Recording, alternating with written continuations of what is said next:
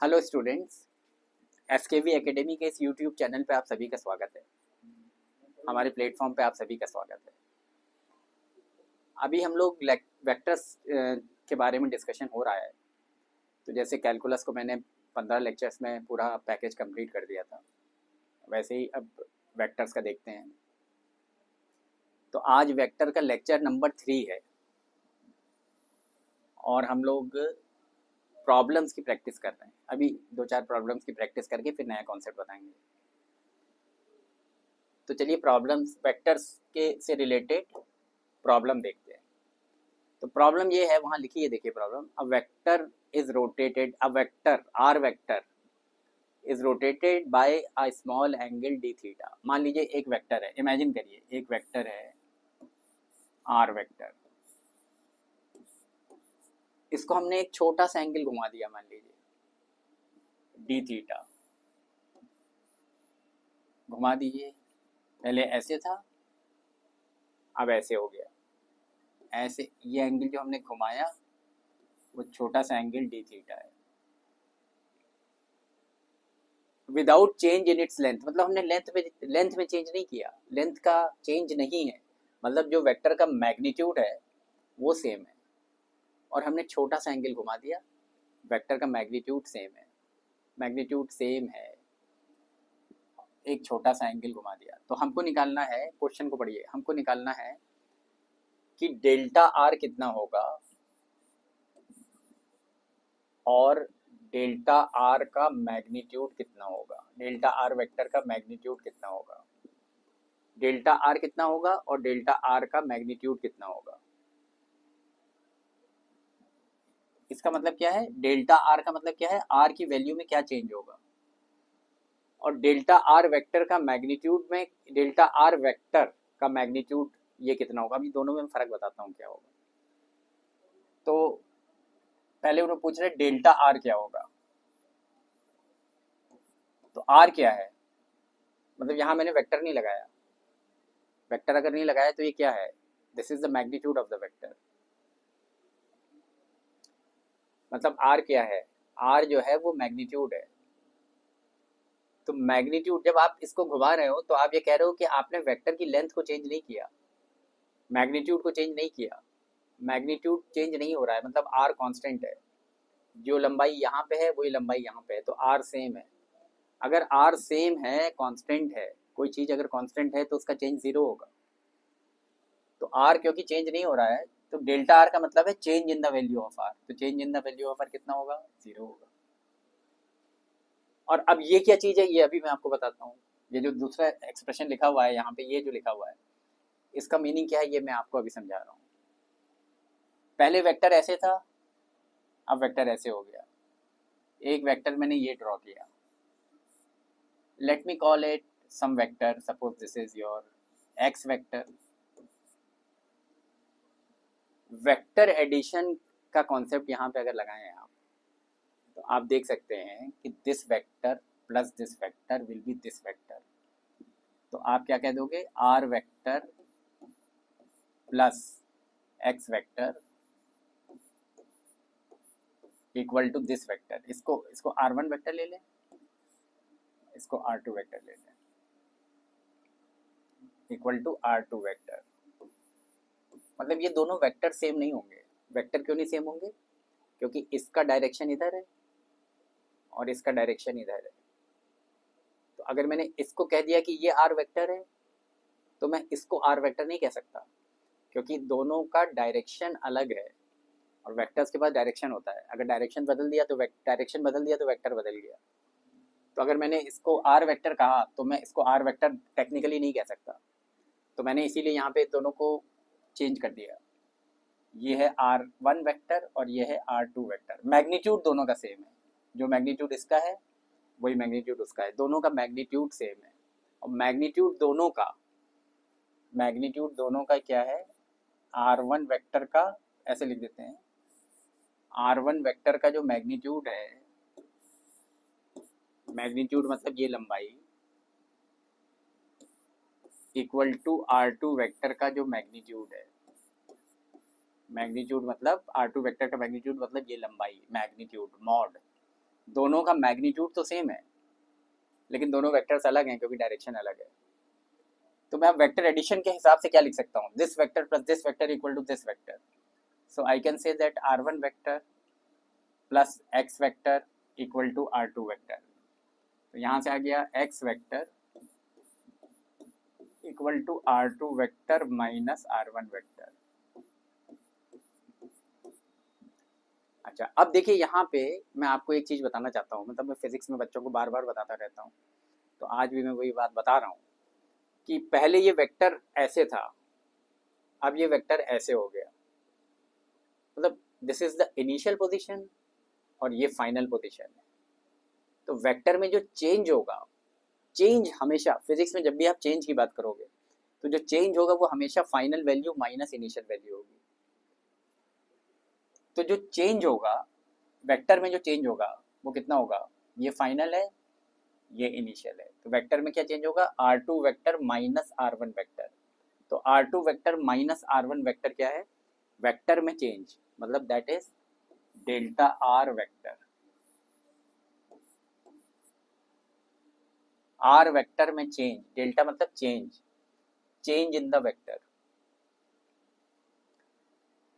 तो delta r vector मतलब x vector is equal to delta r vector, मतलब ये जो x वेक्टर है ये डेल्टा r वेक्टर है। x वेक्टर कुछ डेल्टा r वेक्टर के बराबर ही है, सेम है, it is equal to r vector. इसको मिटा देते हैं, तो x वेक्टर को लिख सकते हैं डेल्टा r वेक्टर। तो अगर आपसे कहा जाए डेल्टा r वेक्टर क्या है, तो वो ये वेक्टर है। डेल्टा r का फिजिकल इंटरप्रिटेशन क्या है, डेल्टा मतलब चेंज, r वेक्टर में चेंज, डेल्टा r वेक्टर मतलब वेक्टर में चेंज। पहले वेक्टर ऐसे था, अब ऐसे हो गया, तो जो वेक्टर में चेंज हुआ, डेल्टा हुआ, वो ये हुआ, दिस इज द चेंज। आपको क्या निकालना है, क्वेश्चन में आपको निकालना है डेल्टा r वेक्टर का मॉड। मतलब डेल्टा r वेक्टर तो ये है, मॉड का मतलब क्या है, ये दो लाइन खींच दी, मॉड, मॉड मतलब ये लेंथ, मतलब आपको ये लेंथ निकालनी है। तो अगर आप इसको सेंटर लेके, आप ये लेंथ निकालना चाह रहे हो, इसको सेंटर लेके एक सर्किल बनाओ, तो सर्किल कुछ ऐसे पास होगा। क्योंकि ये एंगल देखिए, इमेजिन करिए एंगल बहुत छोटा है, डी मतलब डिफरेंशियल क्वांटिटी है, बहुत छोटा एंगल है। तो अगर ये बहुत छोटा एंगल है तो सर्किल कुछ ऐसे ही पास हो जाएगा। बिल्कुल इसको छोटा कर दीजिएगा, दोनों को बहुत करीब ले आइए, तो ये सर्किल ऐसे पास हो जाएगा। आपको ये लंबाई निकालनी है, इस लंबाई को क्या कहेंगे, डेल्टा आर वेक्टर का मॉड। तो अब यहाँ पे आप सर्किल की प्रॉपर्टी लगा सकते हो, मतलब एंगल की जो परिभाषा है, जो एंगल की डेफिनेशन है वो क्या है, angle equal to arc upon radius, उसको आप यूज कर सकते हो। तो ये जो एंगल होगा d theta, that will be equal to this arc length upon radius. ये लेंथ कितनी है, ये लेंथ है डेल्टा आर वेक्टर का मॉड। तो angle equal to arc upon radius, और ये रेडियस, ये इसका मैग्नीट्यूड कितना है, रेडियस कितना है, आर है। ये लंबाई कितनी है, आर है, ये मैग्नीट्यूड आर है, इसका मैग्नीट्यूड भी आर है। तो आर्क अपॉन रेडियस हो गया। तो यहाँ से आ जाएगा डेल्टा आर वेक्टर का mod equal to R D theta. तो ये दूसरे पार्ट का आंसर हो गया। आपको पहले पार्ट का आंसर क्या आया, what is delta R, delta R is 0, but delta are vector का जो मॉड है that is equal to R D theta. What is R, R is this length, R is this length. चलिए ये question निपट गया। अब now let us tackle the next problem. Next problem में वो ये कह रहा है, क्वेश्चन को पढ़िए, a body is in equilibrium under the action of 3 forces F1 F2 and F3, मतलब 3 फोर्सेस बॉडी पे लगाओ और 3 फोर्सेस के इन्फ्लुएंस में बॉडी इक्विलिब्रियम में है। एक फोर्स ये गया F1 वेक्टर, एक फोर्स ये गया F2 वेक्टर, एक फोर्स ये गया F3 वेक्टर। तीनों फोर्सेस के इन्फ्लुएंस में बॉडी इक्विलिब्रियम में है, मतलब अगर इक्विलिब्रियम में है तो नेट फोर्स 0 है, नेट फोर्स 0 है तो ये ट्रायंगल कंप्लीट होगा। ये कह रहा है F1 equal to 1 Newton, F1 का जो मैग्नीट्यूड है वो 1 न्यूटन है, और कह रहा है F2 इक्वल टू 2 न्यूटन, मतलब F2 का जो मैग्नीट्यूड है वो 2 न्यूटन है। और आपको क्या निकालना है वहां पे, find the magnitude of F3। F3 का मैग्नीट्यूड निकालना है और आपको क्या निकालना है, and the angle between F2 vector and F3 vector, F2 vector और F3 वेक्टर के बीच का एंगल निकालना है, इन दोनों वेक्टर्स के बीच का एंगल निकालना है। तो चलिए करते हैं। और कुछ उन्होंने दिया है कि नहीं दिया है, और ये दिया है the angle between F1 and F2 is 120 degree. Question में दिया है कि F1 और F2 के बीच में एंगल 120 डिग्री है। अब मैंने आपको पहले लेक्चर में बता दिया था, शायद दूसरे में बता दिया था, कि what is the physical interpretation of angle between two vectors, इसका मीनिंग क्या है। तो क्वेश्चन में कह रहा है कि F1 और F2 के बीच का एंगल 120 डिग्री है। तो एंगल कैसे निकालते हैं, ये F1 है, ये F2 है। तो मैं याद दिला रहा हूँ कि मैं मेरे पढ़ाने का तरीका यही है कि मैं कई बार याद दिलाता रहता हूँ, जिससे वो चीज़ें आपके सबकॉन्शियस माइंड में चली जाएँ। तो अगर आप देखिए तो F1 वेक्टर और F2 वेक्टर दोनों एक दूसरे को यहाँ पे इंटरसेक्ट कर रहे हैं। जहाँ पे वो इंटरसेक्ट कर रहे हैं वहाँ पर F1 का तो हेड आ रहा है और F2 का टेल आ रहा है। आपको ये करना है कि जहाँ पे वो इंटरसेक्ट करें वहाँ पे दोनों का टेल आए, या तो टेल आए या हेड आए। तो चलिए हम कुछ एक बात मान लेते हैं, हम ये कह रहे हैं कि जहाँ पे दोनों वेक्टर्स इंटरसेक्ट कर रहे हैं, अगर हम दो वेक्टर्स के बीच में एंगल निकालना चाह रहे हैं, तो जहाँ पे वो दोनों कट कर रहे हैं वहाँ पे दोनों का टेल आए। तो यहाँ पे कट कर रहे हैं, यहाँ पे F2 का टेल आ रहा है, F1 का हेड आ रहा है। तो मैं अगर इसको इमेजिन करूँ, F1 को मैं उठा के यहाँ रख दूँ ऐसे थोड़ी देर के लिए, तो अब आप देखिए ये F1 हो गया, ये F2 हो गया, ये पॉइंट ऑफ इंटरसेक्शन हो गया। पॉइंट ऑफ इंटरसेक्शन पे दोनों वेक्टर्स का ही टेल आ रहा है। तो ये एंगल कितना हो गया, ये this is the angle between the two vectors. Question में कह रहा है कि F1 और F2 के बीच का एंगल 120 डिग्री है। इसका मतलब वो ये मान रहे हैं कि ये एंगल 120 डिग्री है। ये 120 होगा, ये पूरा 180 होगा, तो ये 60 होगा। F1 का जो मैग्नीट्यूड है वो 1 न्यूटन है। मैग्नीट्यूड मतलब ये लंबाई कितनी है, 1 है। F2 का जो मैग्नीट्यूड है वो 2 न्यूटन है, मतलब ये लंबाई ये कितनी है, 2 है। आपको क्या निकालना है, F3 का मैग्नीट्यूड। तो आप याद करिए, आपको मैंने पिछले लेक्चर में लामीस थ्योरम पढ़ाई थी। तो लामीस थ्योरम जो है वो साइन रूल का ही एप्लीकेशन है, और साइन रूल भी मैंने बताया था। तो अगर आप इस ट्राइंगल में साइन रूल लगाओ तो आपको, या कॉस रूल लगाओ, कोई एक रूल लगा दो, मतलब साइन या कॉस कोई भी लगा दो। मान लीजिए कॉस लगा दो, तो दोनों रूल्स मैंने आपको बताए हैं। तो मान लीजिए मैं इस ट्राइंगल में कॉस रूल लगाऊं तो मुझे F3 मिल जाएगा। कैसे मिलेगा, कॉस रूल लगाइए, ये एंगल 60 डिग्री दिया हुआ है, कॉस 60 डिग्री क्या होगा, कॉस रूल लगाइए, कॉस 60 डिग्री क्या होगा, this square plus this square, मतलब 1 का स्क्वायर कितना हुआ, 1 हुआ, प्लस 2 का स्क्वायर कितना हुआ, 4 हुआ, minus 2 times this into this, minus तीसरी साइड का स्क्वायर, माइनस इसको मैं कुछ मान लेता हूँ, x मान लेता हूँ, मुझे x निकालना है, ये लंबाई निकालनी है। तो मैंने लगाया कॉस रूल, कॉस 60 कितना होगा, this square plus this square minus सामने वाली साइड का स्क्वायर, माइनस एक्स स्क्वायर, मुझे x निकालना है, अपॉन 2 टाइम्स 1 इंटू 2, 1 इंटू 2 कितना हुआ, 2 हो गया।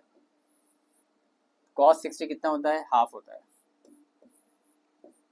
और ये कितना हो गया, 4 plus 1 5 minus X square upon 2 into 2 4, ये कटा, यहाँ 2 आ गया। अब क्रॉस मल्टीप्लाई करिए, 5 minus X square equal to 2, तो यहाँ से आ रहा है एक्स स्क्वायर, इसको उधर ले जाइए, इसको इधर ले जाइए, 5 माइनस 2, 5 माइनस 2 कितना हो गया, 3 हो गया, एक्स स्क्वायर इक्वल टू 3 आ गया। तो x equal to square root of 3 आ गया। तो आपका x की वैल्यू आ गई स्क्वायर रूट ऑफ 3, x की वैल्यू आ गई, मतलब आपको ये लंबाई आ गई, x यही तो है, ये लंबाई आ गई, मतलब F3 वेक्टर का मैग्नीट्यूड आ गया, मतलब F3 आ गया। आपको F3 निकालना था, तीसरा फोर्स निकालना था, तो F3 की वैल्यू कितनी होगी, √3। तो F3 कितना होगा, √3, यूनिट के साथ लिखते हैं न्यूटन, फोर्स है तो यूनिट न्यूटन होगी, तो स्क्वायर रूट ऑफ 3 न्यूटन, ये आ गया। तो ये हो गया क्वेश्चन। और क्या पूछा था उन्होंने, उन्होंने पूछा था find the magnitude of F3 and the angle between F2 and F3। F2 और F3 के बीच का एंगल भी निकालना है। तो एंगल निकालने के लिए आप इसमें साइन रूल लगा सकते हो। चलिए साइन रूल का एप्लीकेशन देख लेते हैं।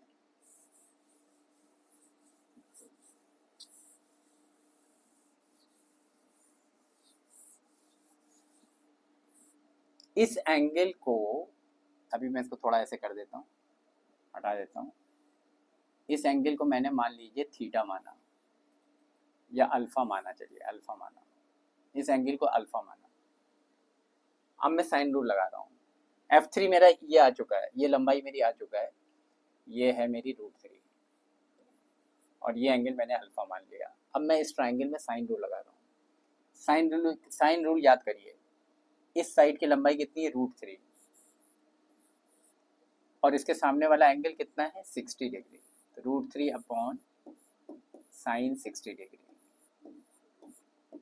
इक्वल टू इस साइड की लंबाई क्या है 1 और इसके सामने वाला एंगल क्या है अल्फा, 1 अपॉन साइन अल्फा। ये हो गया। इसके बाद का स्टेप क्या होगा, √3 साइन 60 की वैल्यू कितनी होती है √3/2 होती है। तो डालिए यहाँ साइन 60 की value √3/2 equal to 1 upon sine alpha. तो ये हो जाएगा √3 कैंसिल हो जाएगा यहाँ से, देखिए, और ये 2 ऊपर चला जाएगा, मतलब इसको ऐसे लिख देता हूँ, √3 इंटू 2, ये 2 ऊपर चला जाएगा और नीचे √3 है equal to 1 upon sine alpha. तो ये कैंसिल हो गया। तो यहाँ से आ गया 2 equal to 1 by sine alpha, यानी अगर क्रॉस मल्टीप्लाई करिए तो 2 साइन अल्फा इक्वल टू 1 आ गया, 2 साइन अल्फा इक्वल टू 1 आ गया। ओके, यहाँ से जो साइन अल्फा आ रहा है वो आ रहा है 1/2। साइन अल्फा 1/2 आ रहा है तो alpha will be equal to 30 degree, मतलब ये एंगल 30 डिग्री होगा। But this angle alpha is not the angle between these two vectors. आपको निकालना क्या है क्वेश्चन में, आपको F2 वेक्टर और F3 वेक्टर के बीच में एंगल निकालना है। तो आप क्या करोगे, अल्फा तो निकल गया, लेकिन जो अल्फा है वो F2 वेक्टर और F3 वेक्टर के बीच का एंगल नहीं है। एंगल निकालने के लिए आप क्या करोगे, इसको यहाँ से उठा के यहाँ रख दो, इमेजिन करो, F2 को स्लाइड करो, यहाँ से उठा के यहाँ रख दो, ऐसे कर दो F2 को। अब आप ये देखो कि F2 और F3 यहाँ पे कट कर रहे हैं, तो यहाँ पे F2 का भी टेल आ रहा है और F3 का भी टेल आ रहा है। हम इसी पोजीशन में वेक्टर्स को लाना चाहते हैं कि टेल टू टेल कनेक्शन हो। अब आप देखिए कि ये पूरा एंगल कितना है 180 डिग्री है और ये अभी हमने निकाला 30 डिग्री, तो ये बाकी कितना बचेगा 180 माइनस 30 यानी 150 डिग्री। तो ये एंगल कितना होगा 150 डिग्री। तो दोनों वेक्टर्स के बीच में एंगल कितना होगा 150 डिग्री एंगल होगा।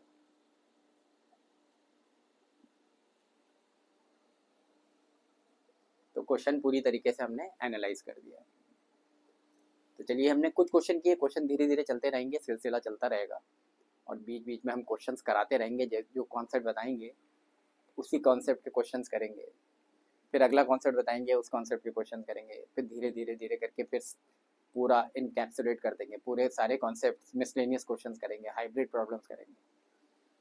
तो आज हम आपको एक नया कॉन्सेप्ट भी बताना चाह रहे हैं and that is a very important concept. मतलब वेक्टर का जो है वो आधार है, समझ लीजिए, उसको कहते हैं रेजोल्यूशन ऑफ वेक्टर्स।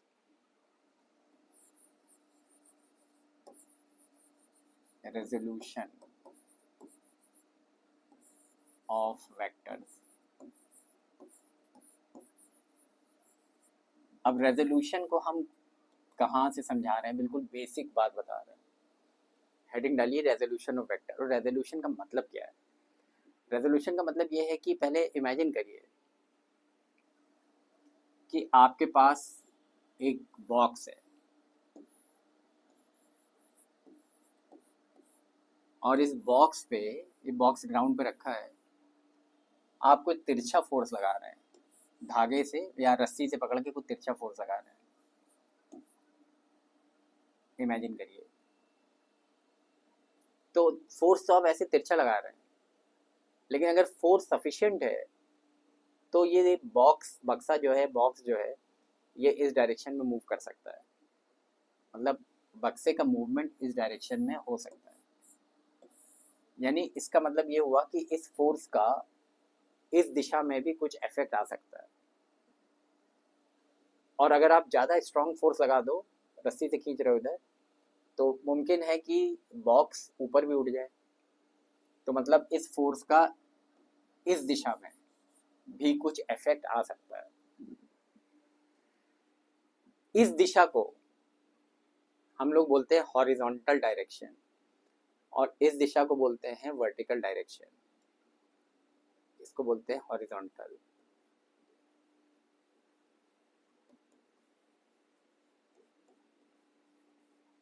और ये वाले जो डायरेक्शन है इसको बोलते हैं वर्टिकल डायरेक्शन।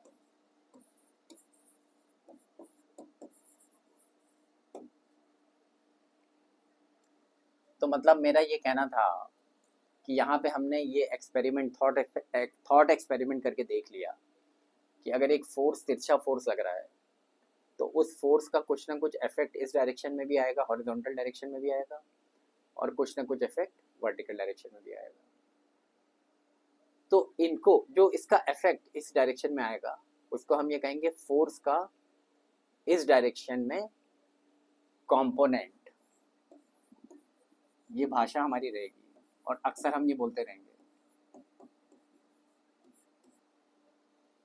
और इस फोर्स का इस डायरेक्शन में जो इफेक्ट आएगा वर्टिकल डायरेक्शन में, उसको भी हम कहेंगे फोर्स का कंपोनेंट। तो इस फोर्स का हॉरिजॉन्टल डायरेक्शन में एक कंपोनेंट आएगा और वर्टिकल डायरेक्शन में एक कंपोनेंट आएगा। अब ये हम कंपोनेंट कैसे निकालते हैं? तो चलिए कंपोनेंट निकालने का हम तरीका सीखते हैं। विभिन्न दिशाओं में कंपोनेंट कैसे आएगा। तो ये दोनों जो कंपोनेंट्स हैं, देखिए एक कंपोनेंट ये है और एक कंपोनेंट ये है। ये दोनों कंपोनेंट्स आपस में परपेंडिकुलर हैं। जब परपेंडिकुलर होंगे तो हम उसको बोलेंगे ऑर्थोगोनल। तो ये हो गए ऑर्थोगोनल कंपोनेंट्स, परपेंडिकुलर कंपोनेंट्स। और जरूरी नहीं है कि ये ऑर्थोगोनल ही हो, जरूरी नहीं है कि परपेंडिकुलर ही हो। यहाँ तो मैंने समझाने के लिए आपको बताया। और इस प्रोसेस को, मतलब एक वेक्टर को दो कंपोनेंट्स में जो हमने रिजॉल्व कर दिया, मतलब इसको कहते हैं रिजॉल्व करना। इस प्रोसेस को हम बोलते हैं जब हमने एक कंपोनेंट को, एक फोर्स को या एक वेक्टर को दो कंपोनेंट्स में तोड़ दिया, डिकम्पोज कर दिया। तो इस प्रोसेस को हम लोग बोलते हैं रेजोल्यूशन ऑफ वेक्टर्स। ये जो लिखा है रेजोल्यूशन ऑफ वेक्टर्स, यहाँ हम बोलते हैं कि हमने वेक्टर को दो कंपोनेंट्स में रिजॉल्व कर दिया। ये कंपोनेंट्स अगर आपस में परपेंडिकुलर हैं तो हम कहेंगे कि ये ऑर्थोगोनल है, लेकिन कोई ज़रूरी नहीं है कि ये परपेंडिकुलर हो। देखिए,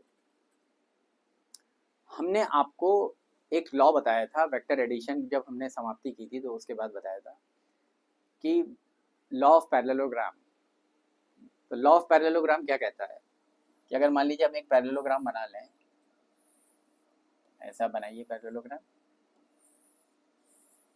अगर हमने एक पैरेललोग्राम बना लिया, पैरेललोग्राम मतलब ये साइड और ये साइड पैरेलल, ये साइड और ये साइड पैरेलल। पैरेललोग्राम का ये डायगोनल है। मान लीजिए यहाँ पे एक वेक्टर है, वेक्टर का कोई नाम रख देते हैं, मान लीजिए ए वेक्टर है। तो ये लॉ ऑफ पैरेललोग्राम ये कहता है कि इस वेक्टर का आप ये मान सकते हो कि एक कंपोनेंट ये है, ये, और एक कंपोनेंट ये है। This vector plus this vector will be this vector. तो इस वेक्टर के दो कंपोनेंट्स हैं, एक कंपोनेंट ये है और एक कंपोनेंट ये है। मतलब इसको कुछ नाम दे देता हूँ। मान लीजिए मैंने A1 वेक्टर का और इसको मैंने A2 वेक्टर का। तो उधर जरा डायग्राम की तरफ देखिए, मैं पूरी बात बोल रहा हूँ। वेक्टर ए जो कि पैरेललोग्राम का डायगोनल है, इसके दो कंपोनेंट्स होंगे, A1 वेक्टर और A2 वेक्टर। अगर ये A2 वेक्टर है तो सामने वाला ये और ये दोनों देखो बराबर हैं और दोनों पैरेलल भी हैं, तो दोनों का डायरेक्शन भी सेम है और मैग्नीट्यूड भी सेम है। तो अगर ये A2 वेक्टर है तो इसके सामने वाला ये भी A2 वेक्टर है। तो हम ऐसे कह सकते हैं कि एक वेक्टर के दो कंपोनेंट्स हैं। ये वेक्टर A वेक्टर है, इसके दो कंपोनेंट्स हैं, A1 vector and A2 vector. लेकिन A1 वेक्टर और A2 वेक्टर देखो जरा, यहाँ दोनों के बीच में ये जो एंगल है दिख रहा है, ये एंगल थीटा 90 नहीं है। तो मतलब यहाँ पे दो कंपोनेंट्स में हमने इसको रिजॉल्व तो कर दिया, but these two components are not mutually perpendicular, so they are not orthogonal components. ये ऑर्थोगोनल कंपोनेंट्स नहीं है। A1 वेक्टर और A2 वेक्टर ऑर्थोगोनल कंपोनेंट्स नहीं है, ये नॉन ऑर्थोगोनल कंपोनेंट्स हैं। तो मान लीजिए, जैसे फॉर एग्जांपल मान लीजिए कि आपको ये एंगल दिया हुआ है, ये एंगल मान लीजिए अल्फा दिया हुआ है, ठीक है, और ये लंबाई आपको दी हुई है, मतलब A वेक्टर का मैग्नीट्यूड दिया है 5, और ये एंगल मान लीजिए बीटा है, ये एंगल बीटा दिया हुआ है। आपको मान लीजिए कंपोनेंट्स निकालने हैं, ये सब दिया हुआ है आपको, मतलब आपको ये दिया हुआ है, ऐसे लिख देता हूँ, ये गिवन है, गिवन क्या है, A गिवन है। देखिए लिखने का तरीका देखिए, A के ऊपर मैंने वेक्टर नहीं लगाया, वेक्टर नहीं लगाया तो ये क्या है, A का मैग्नीट्यूड है, मतलब ये लंबाई, ये गिवन है, अल्फा गिवन है, ये एंगल गिवन है, बीटा गिवन है, मान लीजिए ये सब गिवन है।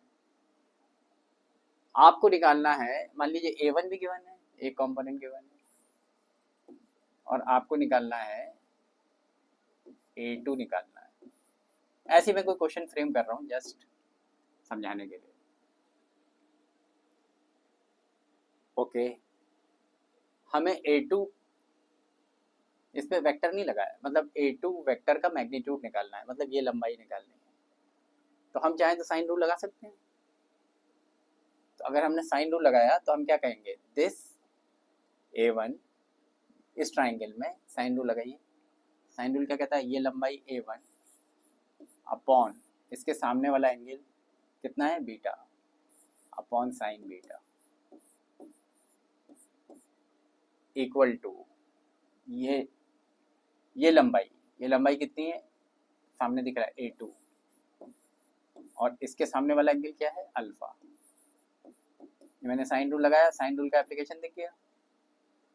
हमें क्या निकालना है, हमें A2 निकालना है। तो यहाँ से देखिए A2 आ जाएगा, A2 कितना आ जाएगा, क्रॉस मल्टीप्लाई करिए, A2 आ जाएगा A1 sine alpha upon sine beta.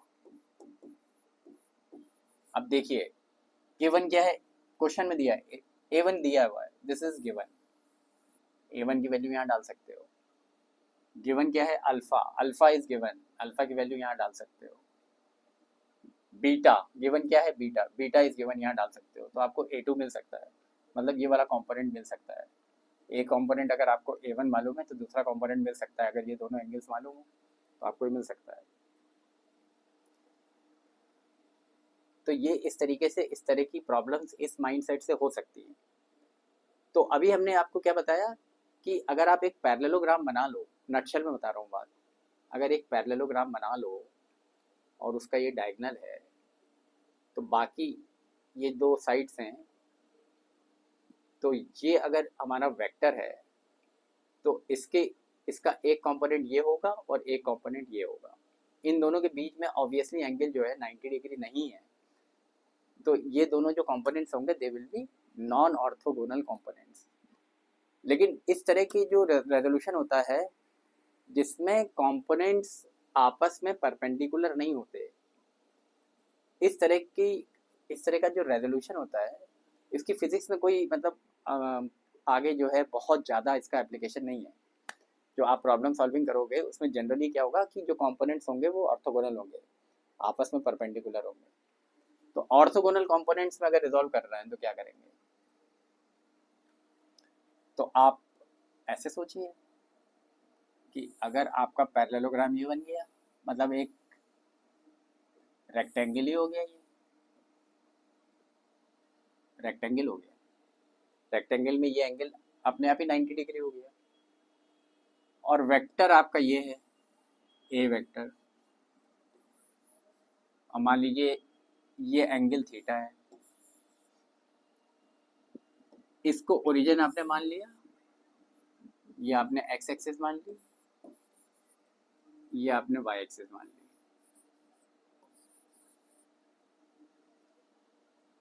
तो अब आप क्या कह सकते हो, अब आप ये कह सकते हो कि इस वेक्टर के ये दो कंपोनेंट्स हो गए, एक ये हो गया एक्स एक्सिस के अलोंग जिसको हमने ए एक्स कहा, और एक ये हो गया वाई एक्सिस के पैरेलल जिसको हमने ए वाई कहा। अब ये दोनों परपेंडिकुलर कंपोनेंट्स हो जाएंगे,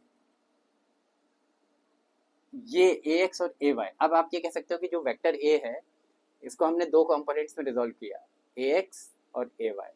ये दोनों कंपोनेंट्स आपस में परपेंडिकुलर है। जब ये परपेंडिकुलर होंगे तो हम ये कहेंगे कि ये ऑर्थोगोनल है। अब अगले लेक्चर में, कल मैं लेक्चर बनाऊंगा, उसमें मैं ऑर्थोगोनल कंपोनेंट्स के बारे में आगे डिस्कशन को बढ़ाएंगे और फिर हम डिस्कशन को यूनिट वेक्टर पे पहुंचाएंगे। तो मुझे लग रहा है कि आज का लेक्चर आपको समझ में आया होगा। अगर आपको अच्छा लगा हो तो प्लीज़ हमारे चैनल को सब्सक्राइब करिए, लाइक करिए, फॉलो करिए। Thank you very much for this wonderful interaction. Have a nice day.